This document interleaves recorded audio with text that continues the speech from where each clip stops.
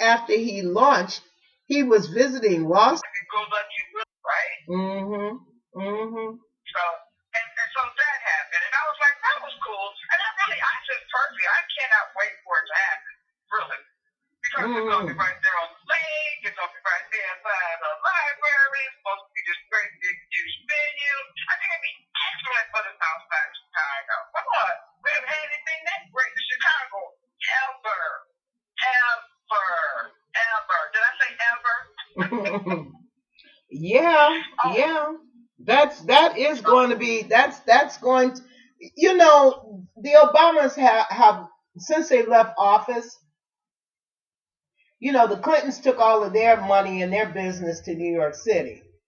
The Obamas are bringing theirs back home to Chicago, where, you know. Back to Texas, so what the hell? Why not, right? Yeah. They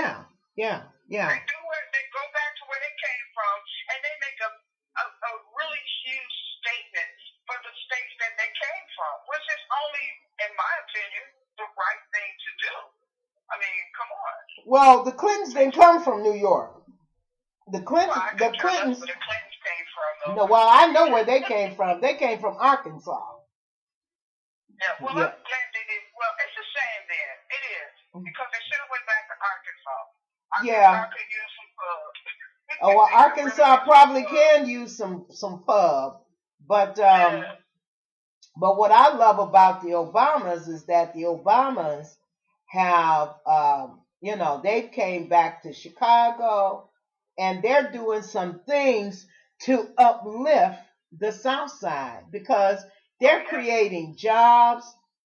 Forget 61st Street Market, okay? If that be the case, it's been going along just fine all these years. I don't think that just because the Obamas are opening up a fresh market by the library, it's going to make that big a difference in Hyde Park.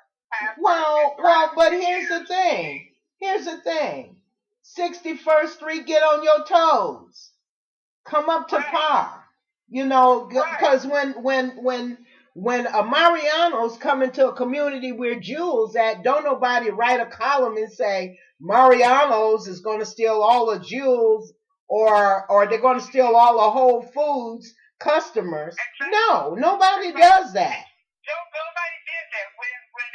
Is that a Mariano's over there in the Bronxville area? Yeah. Did nobody lose their shit over that? No. So come on, just stop playing. And besides, let's just be real clear. Hyde Park is a lot like the North Side used to be. It's so much money in Hyde Park right now. Oh, it's been a lot of money in Hyde Park has had money in it for a long time. Trust me on that one. Decades. I remember when I was younger, I think I was in my 20s, they were boasting because they had so much employment and good, you know, economic wealth in Hyde Park area. Well, understand. No crime. Understand, Hyde Park is owned by the University of Chicago. And so because it is owned by the University of Chicago, it's like Evanston. It's a town like Evanston. It's a college town. And I mean, you got mansions. Huh? They rezoned Hyde Park, and the block that I used to live on in Chicago as a young teenager was 61st and Kimberg in Chicago, Illinois. Do you know the zip code area they have lengthened it? Yeah, I know. The area I used to live in. It used to be like 606 20 something. Now it's all 60615.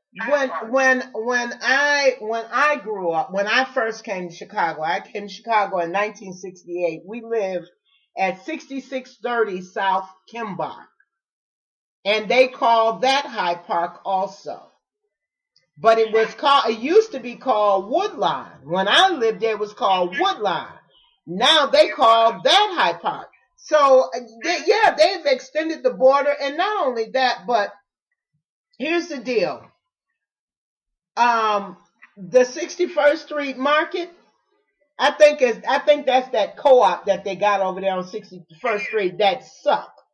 Like that doggone Whole Foods over there that sucks. So if the Obamas come over there and bring some class and some service, and show people how they need to be treated, then they just need to step up to the plate and bat the ball like they need to. Versus, here's another thing. It's going to bring a whole lot of jobs to a lot of black folks who've been looking for work. Thank you. Thank you. That's what it's going to do. Thank you. Because if people can stop complaining, especially you know who these people are, I'm using my air quotes, those people who keep saying black folks is lazy. Black folks ain't lazy, they unemployed, damn it. There's a big difference. Yeah, we can't get a job. That's what's lazy about us. Can't get. They've taken the jobs are out there, but when you've been unemployed for more than 3, 4, 5, 6, 7 years, maybe you've never even really had a decent job your entire life, and all of the good jobs are far away. Do people don't even realize a lot of these pro-black people that don't have jobs, they don't have money to get on the damn bus to go find those damn jobs. Well, there's no jobs in their neighborhood. Well, here's if you bring the jobs a little closer, maybe they get a shot. Here's an even greater problem. You got folks who done graduated from college with doctorates and can't get a job on the south side of Chicago. Nearly but over here to Obama's farmer's market where I know everybody's going to be and stop complaining. Combating the diabetes, high blood pressure, that is healthy enough and strong enough and living again instead of dying and managing illnesses, which is totally ludicrous. Why would I want to manage an illness when I can heal that illness? Why? So I totally agree. And what I do know for a fact is you and I both know African Americans, our parents weren't really big on holistic healing and herbology and all that. But many of us are really leaning in that direction, don't like taking pills and getting poked and having to have this blood drawn and all that. And when they know they can just do some real natural herbs and fresh fruits and vegetables and good healthy living lifestyle. So, they're out there, they're actually getting healthier. So this Wait a minute. I need to ask you a question. Did you say that our parents weren't into holistic healing? No, I didn't say they weren't into it. I said you and I both know that a lot of them, because my mother was into holistic, but she still went to the doctor. Well, see, my mother never took us to the doctor. My mother took us to the doctor, but I'm just saying there was a time, I want to say it's like in the 80s and the 90s, when I was grown. Black and white across the board, they preferred going to the doctor and being given a pill. I mean, and that's just how pharmaceutical industries, just big money was straight off the top. Well, we got into an era where people were just taking a pill and feeling better and thinking they were. I was different. I didn't do that because here's the thing. I didn't have medical insurance, and when I did have it, it cost so much that it didn't even make sense.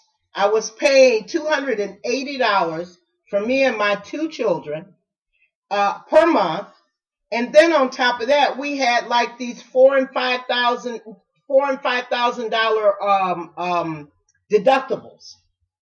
And it was just totally ludicrous. So what I did is I went to school and learned acupuncture. I learned holistic healing. I learned a lot of ways to heal naturally, heal my body and my children's body. My daughter was born chronic respiratory. From the age of birth until she was 5 years old, she was in the hospital every other week. She was in the hospital. Sometimes she had a 2-week stay in the hospital. She was always sick until she was 5 years old. And when she turned 5, I started giving her alfalfa tablets, and that healed her chronic respiratory. After the age of 5, until she's almost 40 today, she has not been back in the hospital for a hospital stay for any of that stuff. So I did it because out of necessity. I took care of my kids. I learned how to heal them. And to this day, my daughter still practices holistic healing because we know the benefit of it. But Exactly. That's what I was saying. yeah, You know, there was a time when people was headed to the doctor for every little ache and pain, and I was saying how the pharmaceutical industry made hundreds of billions of dollars off of people, and people started getting smarter. So now we get into the era, and I just want to always say the era of the Obamas. You know, it might have been a two-term president, but it seemed like something that was just waiting to blossom for everybody.